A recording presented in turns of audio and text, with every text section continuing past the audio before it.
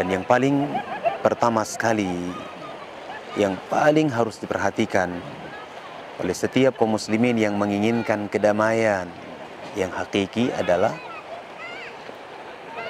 mentauhidkan Allah Subhanahu wa Ta'ala di dalam ibadah dan menjauhi segala bentuk praktik kesyirikan kepada Allah.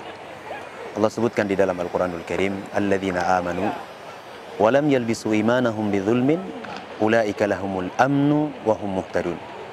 Orang-orang yang beriman yang mereka tidak mencampuri antara keimanan mereka dengan kezaliman. Maksudnya adalah tidak mencampuri antara ibadah mereka dengan kezaliman, kesyirikan.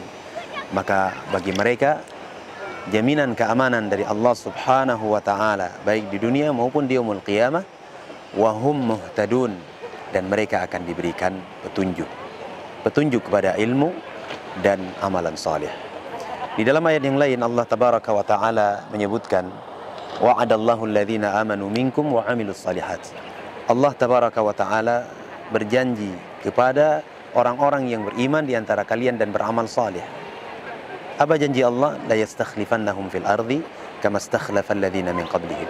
Allah akan jadikan kaum muslimin sebagai penguasa di muka bumi ini sebagaimana orang-orang terdahulu telah dijadikan penguasa oleh Allah Azza wa Jalla di muka bumi ini. Dan Allah Subhanahu wa Ta'ala akan kokohkan mereka di atas agama yang mereka berpegang teguh di atasnya.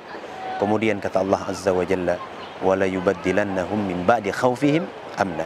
Allah akan ganti rasa takut, rasa cemas, khawatir dengan rasa aman, keamanan, ketentraman dan kenyamanan hidup di muka bumi ini dan di yaumul qiyamah. Kapan itu akan diberikan oleh Allah Azza wa Jalla? Tentunya ketika mereka mentauhidkan Allah Subhanahu wa Ta'ala di dalam ibadah.